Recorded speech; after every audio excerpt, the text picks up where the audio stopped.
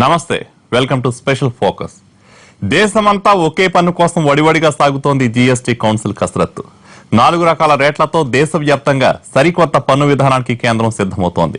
పసిడిపై పన్నెంత వేయాలో ఇంకా తేల్చలేదు GST council. Zero tax రేటును ఊరిస్తున్నా, సామాన్యులపై పన్ను భారం 5% మించదని భరోసా ఇస్తున్నా ఏ కేటగిరీలోకి ఏ వస్తువులు వస్తాయో లెక్క తేలలేదు. ఇంకా మధ్యతరగతి కూడా వినియోగించే వస్తువులు లగ్జరీ జాబితాలో చేరుతుండడం, సేవా రంగాన్నంతా ఒకే ఘాట్న కడుతుండడం కొత్త పన్నుల విధానంలో చేదుగుళికలు. మంచి ప్రయోగం అంటూ వాణిజ్య వర్గాలు స్వాగతిస్తున్న జీఎస్టీ దేశ ఆర్థిక వ్యవస్థకి పన్ను దన్నుగా నిలుస్తుందా? ధరాభారం నుంచి సామాన్యులకు ఊరటనిస్తుందా?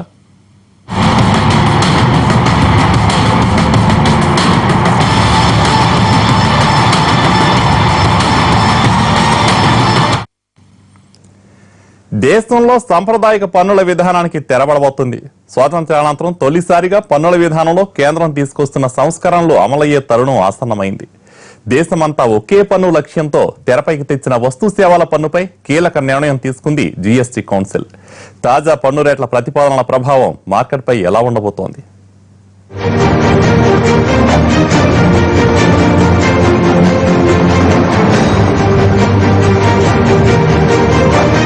ప్రతిపాదన దశ నుంచే చర్చనీయాంశమై ఉభయ సభల ఆమోదంతో కొత్త రూపు సంతరించుకుంటున్న జీఎస్టీ విషయంలో మరో అడుగు ముందుకు పడింది. వస్తు సేవల పన్నులో మార్పులు చేర్పులపై అన్ని రాష్ట్రాలు ఆసక్తిగా ఎదురుచూస్తున్న సమయంలో కీలక నిర్ణయం తీసుకుంది జీఎస్టీ కౌన్సిల్. 4 స్లాబులుగా కొత్త పన్ను రేట్లను పాలక మండలి నిర్ధారించింది. కేంద్ర ఆర్థిక మంత్రి అరుణ్ జైట్లీ ఆధ్వర్యంలో జరిగిన జీఎస్టీ కౌన్సిల్ సమావేశం పన్ను రేట్లను 4 స్లాబుల్లో 5, 12, 18, 28% నిర్ధారించింది.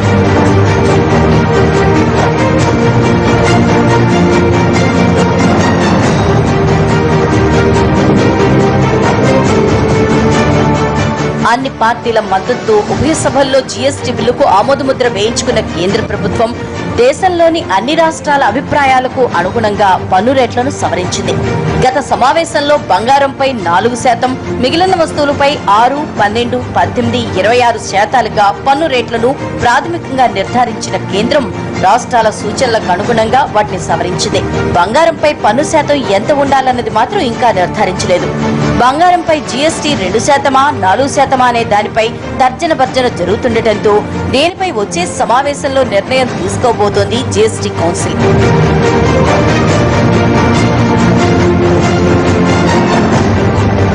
జీఎస్టీ ప్రస్తావన రాగానే పన్నుల రూపేణా ఖజానాకు సమకూరుతున్న ఆదాయానికి గడ్డిపడుతుందని రాష్ట్రాలు ఆందోళన చెందాయి. ఏకీకృత పన్నుల విధానంతో రాష్ట్రాల పన్ను ఆదాయంలో ఎలాంటి లోటు రాకుండా చూస్తామని కేంద్రం హామీ ఇచ్చిన కొన్ని అనుమానాలు అలాగే ఉండిపోయాయి. పొగాకు, పాన్ మసాలా వంటి ఉత్పత్తులతో పాటు లగ్జరీ కార్లపై సెస్ వేసి ప్రత్యేక నిధి ఏర్పాటు చేయాలన్న ప్రతిపాదనతో కొన్ని రాష్ట్రాలు విభేదిస్తూ సెస్ కు బదులు పన్ను వసూలు చేయాలని కోరాయి. తర్వాత సెస్ ప్రతిపాదననే లాభదాయకంగా కనిపించడంతో గతంలో తీసుకున్న నిర్ణయానికి రాష్ట్రాలు ఆమోదం తెలిపాయి.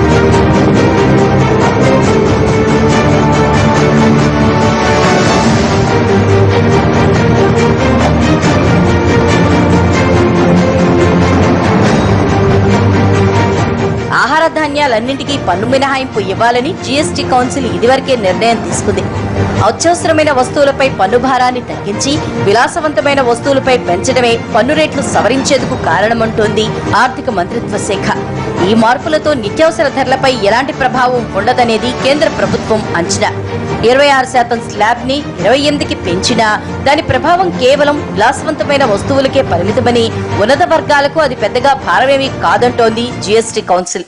ప్రజలందరికీ lower category, below category incomes ఆదాయాలు ఉన్నటువంటి వర్గాలకి తప్పనిసరిగా యూనిఫైడ్ ట్యాక్సేషన్ కాబట్టి తప్పనిసరిగా ఉపయోగం ఉంటుంది.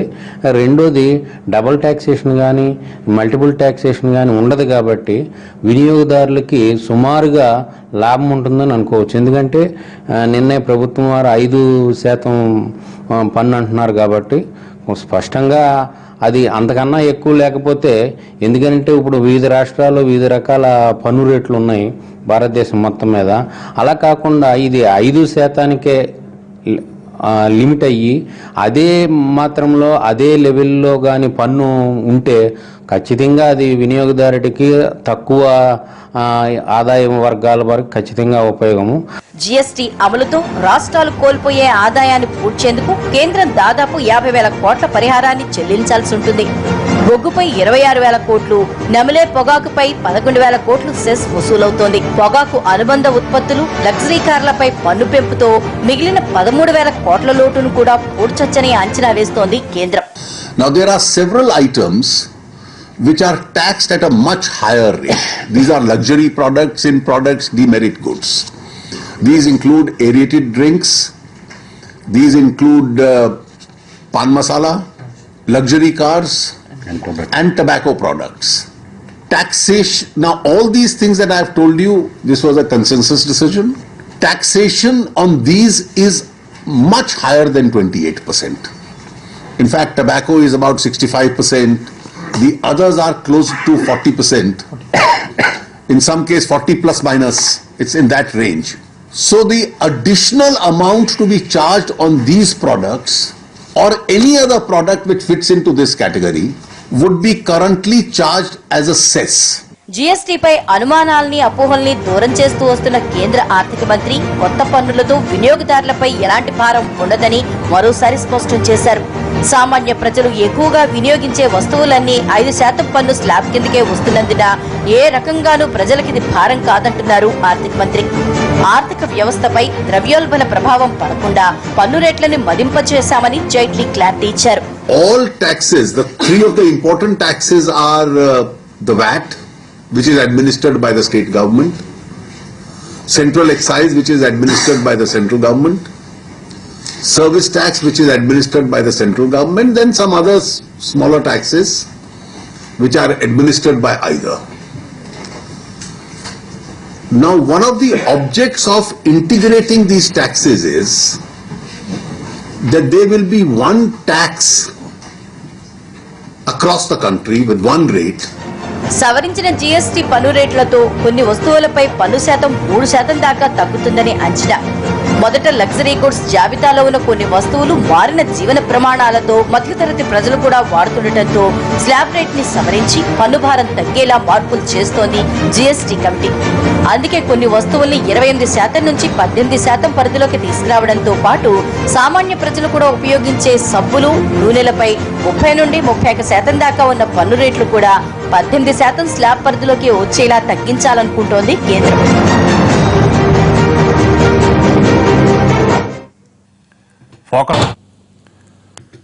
ఆహార ధాన్యాలపై పన్ను లేకపోవడం, నిత్యావసర వస్తువులను 5% పరిధిలోకి తీసుకురావడంతో పన్నుల రూపేణా తగ్గే ఆదాయాన్ని పూడ్చుకునేందుకు కొన్నిటిపై పన్ను భారం మాపడం అనివార్యమని అర్థమవుతూనే ఉంది. కాకుంటే లగ్జరీ గూడ్స్ పైనే అధిక పన్నులు ఉంటాయని, సామాన్యులపై ఏ రకంగానూ జీఎస్టీ భారం కాదంటోంది కేంద్రం. కాకపోతే ప్రస్తుత జీవన ప్రమాణాల్లో ఏవి విలాసవంతమైనయే అన్నదే ప్రస్తుతం జరుగుతున్న చర్చ.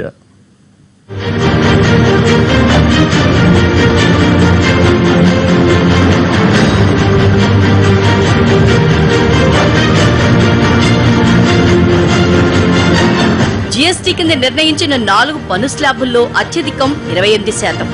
కాకుంటే ఈ స్లాబ్ పరిధిలోకి వచ్చే వస్తువులే చాలా తక్కువ అంటోంది కేంద్రం. ప్రస్తుతం మిడిల్ క్లాస్ కూడా ముచ్చటిపడి కొనుక్కుంటున్న కార్లు, లగ్జరీ గుడ్స్ జాబితాలోనే ఉన్నాయి. దేశంలో ఏకీకృత పన్ను విధానం అమల్లోకి వచ్చినా కార్లపై మాత్రం 28% పన్ను చెల్లించాల్సిందే. కార్లతో పాటు టీవీలు, ఫ్రిడ్జ్లు, వాషింగ్ మిషన్లు, ఏసీలు, విద్యుత్ ఉపకరణాలు, బ్యూటీ కేర్ ప్రొడక్ట్స్ తో పాటు మరికొన్ని వస్తువులు అత్యధిక స్లాబ్ పరిధిలోకి వచ్చే అవకాశం ఉంది. వీటిపై ప్రస్తుతం వ్యాట్ కింద 14.5%, సెంట్రల్ ఎక్సైజ్ డ్యూటీ కింద 12.5% పన్ను కలిపి 27% వసూలవుతోంది. వీటిని 18% పరిధిలోకి తీసుకురావాలని ముందు అనుకున్నా వాటితో వ్యాపారులే లబ్ధి పొందే అవకాశం ఉండటంతో అటు ప్రభుత్వ ఆదాయానికి గడ్డిపడకుండా ఇటు వినియోగదారులపై అదనంగా కేవలం 1% పన్ను భారాన్ని మోపుతూ 28% పరిధిలోకి తీసుకురాబోతున్నారు.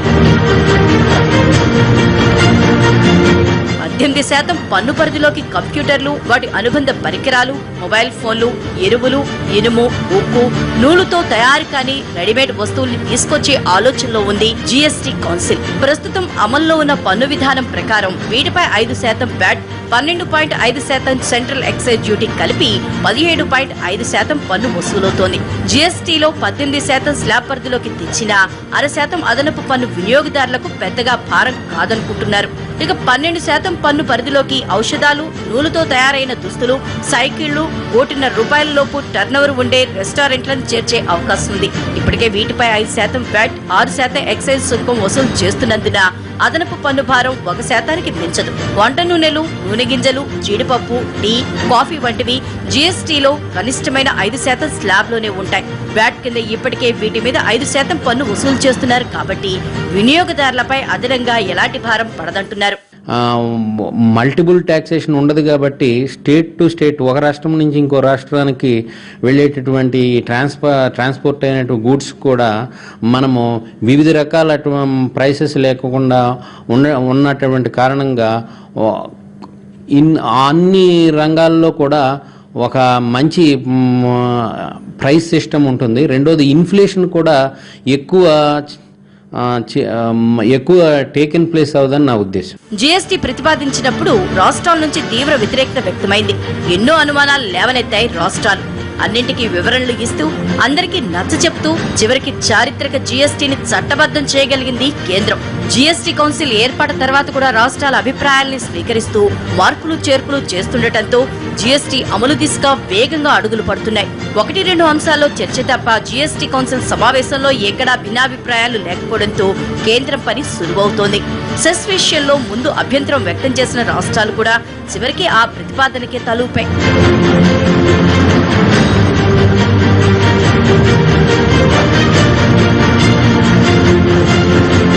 లగ్జరీ గుడ్స్, కూల్ డ్రింక్స్, పొగాకు ఉత్పత్తులపై ఇప్పటికే ఉక్కుపిండి పన్నులు వసూలు చేస్తున్నారు. పొగాకుపై 65%, మిగిలిన వాటిపై 40% పన్ను వసూలవుతోంది. ఇవన్నీ ఇప్పుడు జీఎస్టీకి గరిష్ట స్లాబ్ 28% పరిధిలోకి వస్తున్నందున దాని కింద చెల్లించేది పోను మిగిలిన పన్నుని సెస్ రూపంలోనే వసూలు చేస్తారు. ప్రత్యేక నిధికి చేరే సెస్ లో మిగులు మొత్తాన్ని 5 ఏళ్ల తర్వాత కౌన్సిల్ సిఫార్సుల మేరకు రాష్ట్రాలకే ఇవ్వాలనేది కేంద్రం ఆలోచన. అందుకే రాష్ట్రాల నుంచి కూడా దీనిపై ఎలాంటి వ్యతిరేకత వ్యక్తం కాలేదు. కేంద్రం ఏ స్టేక్ హోల్డర్లకి, రాష్ట్రం ఏ స్టేక్ హోల్డర్లకి డీల్ చేయాలనేటువంటి విషయంలో పేచిపడ్డది. ఆ సమస్య ఇప్పుడు పరిష్కారం కావాలి. రెండో అంశం ఆర్ఎన్ఆర్ ఏదైతే ఉందో, ఆర్ఎన్ఆర్ ఈ సమావేశంలో ఖరారు చేయాల్సినటువంటి అక్కర ఉన్నది. సువిశాల భారతంలో స్వాతంత్రం వచ్చినప్పటి నుంచి రాష్ట్రాల్లో పొంతనలేని పన్నుల విధానమే అమలవుతూ వచ్చింది. దీంతో ఓ రాష్ట్రంలో తక్కువ ధర పలికే వస్తువు మరో రాష్ట్రంలో మండిపోయే పరిస్థితి. అన్ని రాష్ట్రాల్లో పన్నుల విధానాన్ని హేతుబద్ధం చేసేందుకు 10 ఏళ్ల క్రితం విలువ ఆధారిత పన్ను వ్యాట్ ని అమల్లోకి తీసుకురావాలని ప్రతిపాదించారు. కానీ వ్యాట్ తో తమ ఆదాయం తగ్గుతుందని రాష్ట్రాలు ఆందోళన వ్యక్తం చేశాయి. లోటు భర్తీ చేస్తామని అప్పటికి యూపీఏ ప్రభుత్వం హామీ ఇచ్చినా ఎవరి దారి వాడదే అయ్యింది. ప్రస్తుతం వాణిజ్య పన్నుల శాఖ కొన్ని వస్తువులపై ఆయా రాష్ట్రాల్లో వేరువేరుగా పన్ను రేట్లను అమలు చేస్తోంది. ఈ గందరగోళానికి తెరదించేందుకు ఓ వస్తువుకు దేశమంతా ఒకే విలువ నిర్ధారించేందుకు జీఎస్టీని ప్రతిపాదించి అన్ని రాష్ట్రాల్ని ఒప్పించగలిగింది కేంద్ర ప్రభుత్వం. దీంతో 17 రకాల పన్నుల్ని ఏకీకృత పన్నుగా దేశమంతా సరిసమానంగా వసూలు చేసేందుకు మార్గం సుగమమైంది.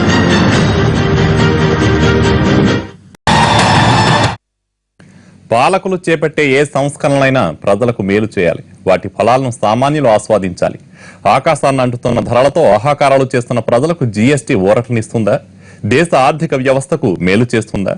ఒకే పన్ను విధానంతో కేంద్ర ప్రభుత్వం ఆశించిన మార్పు కనిపిస్తుందా? ప్రాక్టికల్ గా అమల్లోకి వస్తేనే లాభ నష్టాలు అర్థమవుతాయంటున్నారు వాణిజ్యవేత్తలు, విశ్లేషకులు.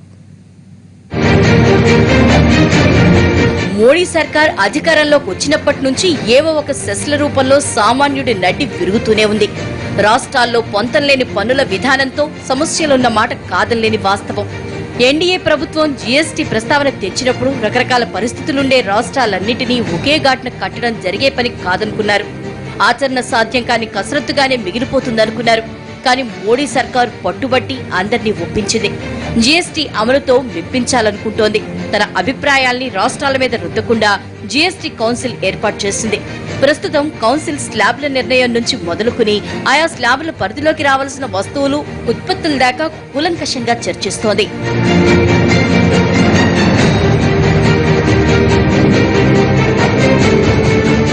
జీఎస్టీతో దేశమంతా ఒకే పన్నుల విధానం అమల్లోకొచ్చి సామాన్యులకు మేలు జరిగితే అంతకు మించి కావాల్సిందేముంటుంది? ఏకీకృత పన్నుల విధానం దేశవ్యాప్తంగా వ్యాపార విస్తరణకు అవకాశం ఉంటుంది. రాష్ట్రాల మధ్య జరిగే లావాదేవీలకు ప్రస్తుతం కేంద్రం జీఎస్టీ వసూలు చేస్తోంది. ఒకే వస్తువు మీద ఆ ట్యాక్స్ అని ఈ ట్యాక్స్ అని వేధించే పన్నులన్నీ జీఎస్టీ రూపంలోనే ఉండటంతో ధరలు తగ్గే అవకాశం ఉంటుందనేది మార్కెట్ అనలిస్టుల అంచనా. రాష్ట్రాల సరిహద్దులతో సంబంధం లేకుండా ఒకే పన్ను విధానంతో అంతర్రాష్ట్ర వ్యాపార లావాదేవీలు చేసుకునే అవకాశంతో వాణిజ్యపరమైన పురోగతి సాధ్యపడుతుందంటున్నారు. జీఎస్టీతో పన్నుల ఎగవేతను కూడా గణనీయంగా అడ్డుకోవచ్చని అంచనా వేస్తున్నారు. ఎవరి అంచనాలు ఎలా ఉన్నా క్షేత్రస్థాయికి వచ్చేసరికి దాని ప్రభావం ఎంత మేరకు ఉంటుందనే సంశయాలు కూడా వ్యక్తమవుతున్నాయి.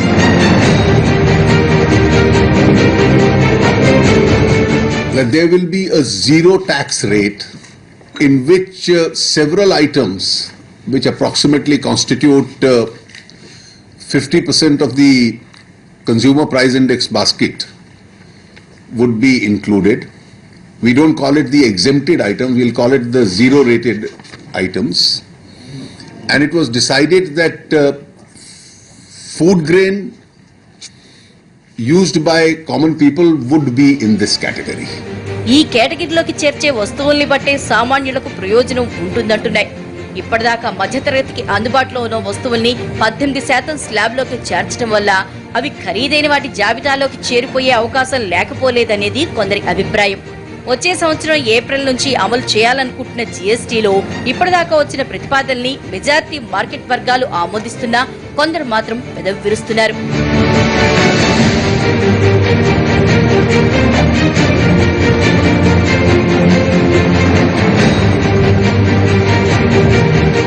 ఆర్థిక మంత్రిత్వ శాఖ జీఎస్టీ విషయంలో ఎన్ని జాగ్రత్తలు తీసుకున్నా సేవా పన్ను పెంపు ప్రతికూల ప్రభావాన్ని చూపిస్తుందని కొందరు విశ్లేషిస్తున్నారు. జీడీపీలో సగానికి పైగా వాటా ఉన్న సేవా రంగంపై పన్నుల భారం జీఎస్టీతో 15% నుంచి 18% పెరగబోతోంది. సరుకుల రవాణా కూడా సర్వీస్ ట్యాక్స్ పరిధిలోకి వస్తుంది. రవాణా ఛార్జీలు పెరిగితే ఆటోమేటిక్ గా సరుకుల ధరలు కూడా పెరుగుతాయి. పేద దిగువ మధ్యతరగతి ప్రజలు వాడే వస్తువుల్లో ఎక్కువ భాగాన్ని జీఎస్టీ నుంచి మినహాయించినా సర్వీస్ ట్యాక్స్ పరిధిలో ఉన్న 100కు పైగా సేవలపై పన్ను భారం పరోక్షంగా సామాన్యులపైనే పడుతుందంటున్నారు. ఇది ద్రవ్యోల్బణానికి దారితీసే ప్రమాదం ఉందనే ఆందోళన వ్యక్తమవుతోంది. అన్నీ కాకున్నా ప్రజలకు కీలకమైన కొన్ని సేవలనైనా కనిష్ట రేటు పరిధిలోకి తెస్తే సామాన్యులకు మేలు జరుగుతుందన్న వాదన వినిపిస్తోంది.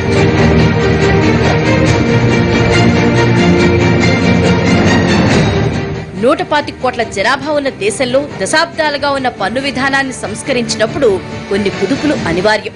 జీఎస్టీ అమల్లోకి వచ్చాక క్షేత్రస్థాయి ఫీడ్బ్యాక్ ని బట్టి కొన్ని మార్పులు చేర్పులు చేసుకునే అవకాశం ఎలాగూ ఉంటుంది. ప్రస్తుతానికి ప్రతిపాదించిన స్లాబ్ విధానాన్ని మెజారిటీ మార్కెట్ వర్గాలు స్వాగతిస్తుండటం కొత్త పన్నుల విధానానికి శుభసూచకమనే చెప్పాలి. ఏ వస్తువు ఏ స్లాబ్ పరిధిలోకి వస్తాయనే క్లారిటీ వస్తే జీఎస్టీ సమగ్ర రూపం అర్థమవుతుందంటున్నాయి వాణిజ్య వర్గాలు. జీఎస్టీ కౌన్సిల్ ఏకగ్రీవంగా ఆమోదించిన పన్ను రేట్లని పార్లమెంట్ ఆమోదించాల్సి ఉంది. ఈ నెల 19 నుంచి ప్రారంభమయ్యే పార్లమెంట్ శీతాకాల సమావేశాల్లో దీన్ని ప్రవేశపెట్టబోతున్నారు. జీఎస్టీకి అనుబంధమైన సిజిఎస్టీ, ఐజీఎస్టీ బిల్లుల్ని ఈ సమావేశంలోనే ప్రభుత్వం ప్రతిపాదించబోతోంది.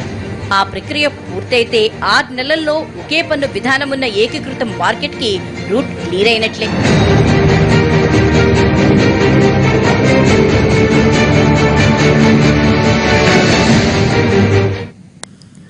ఇది వాళ్ళ ఫోకస్. నమస్తే.